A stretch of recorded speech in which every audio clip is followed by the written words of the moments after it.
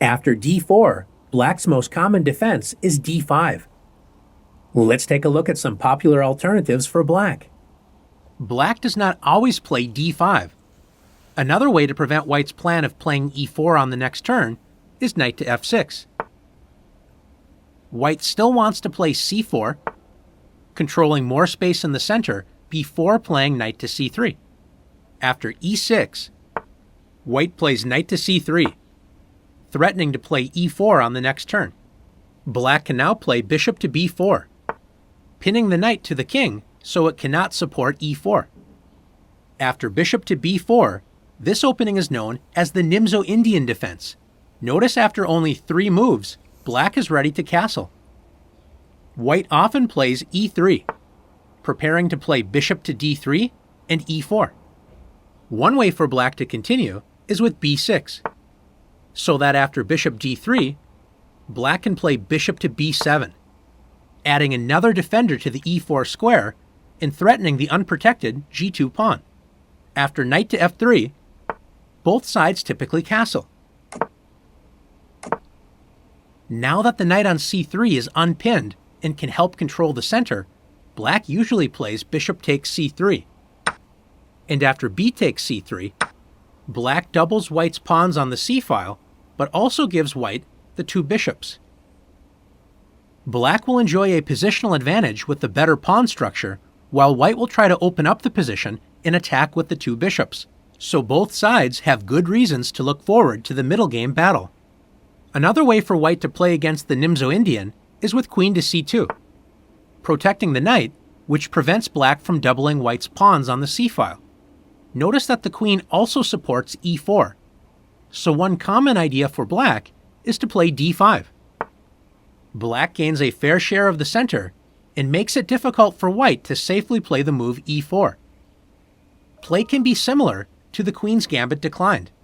Sometimes, black does not prevent white from gaining more space in the center with e4.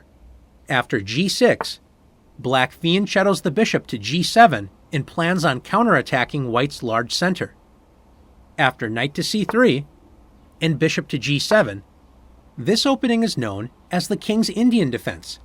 Black builds up a solid defense for black's king once it castles kingside, and notice that the bishop on g7 is already pointing at the d4 square. Black will aim to attack this pawn, as we will see. After e4 and d6, black prevents white from gaining too much space with e5, and also prepares to play e5 once black castles. After knight to f3, castles, and bishop to e2, black can play knight b to d7, preparing to play e5. After white castles, black strikes in the center with e5. This is black's main counterattacking strategy in the King's Indian. Black is ready to capture on d4, which will strengthen the dark-squared bishop's ability to attack on that diagonal. If white grabs more space with the typical d5, notice that once the pawn on d4 moves, the c5 square is no longer protected. Black can take advantage of the space left behind with knight to c5, joining the other knight in attacking e4. After queen to c2, developing the queen and protecting e4, we can see the main ideas of the King's Indian. White has more space and will try to grab more queenside space with b4. Black often will try to slow white down by playing a5, but black's main idea is to attack white's center with c6, and once the knight moves from f6, play f5, attacking the e4 square and setting up a kingside attack.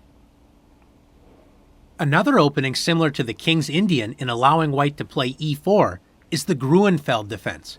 The Gruenfeld starts after black plays d5, attacking white's c4 pawn and allowing white to take over the center with c takes d5, knight takes d5, and e4. Why does black allow white to take over the center so easily? Like the Nimzo-Indian, black is going to create a pawn weakness after knight takes c3 and b takes c3. Although the c3 pawn protects d4, it is also a weakness because it can only be defended by pieces and not pawns. This will become a target for black. After bishop to g7, black's bishop lines up with the d4 and c3 pawns on the long dark square diagonal. After knight to f3, black plays c5, the key Gruenfeld move. Black allows white to gain a strong center in order to attack it. Notice white cannot take the c5 pawn because then black would play bishop takes c3, regaining the pawn and forking the king and rook.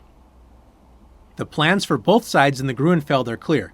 White will defend the center and at some point push the central pawns up the board, trying to create a passed pawn. Black will continue to place pressure on white's center, especially the d4 square. Gruenfeld games can often be very tactical, where one false step can end the game quickly. One more opening that is seen from time to time is the risky Dutch defense. Black plays f5, controlling the e4 square. This opening is considered very risky because it does not develop a piece and opens up black's king on the e8 to h5 diagonal. Black hopes to gain a kingside attack and is willing to risk king's safety in order to attack. A simple way to handle the position for white is to play g3. In the Queen's Gambit, we mention white's light-squared bishop usually develops to the d3 square to enjoy the open diagonal. Notice that f5 blocks white's bishop if it tries to move to the d3 square, so white will often place the bishop on the long light-squared diagonal, h1 to a8. After knight f6 and bishop to g2, white will simply castle kingside when black's weakened king position may cause trouble in the middle game for black. Now that you've learned many of the common d4 openings,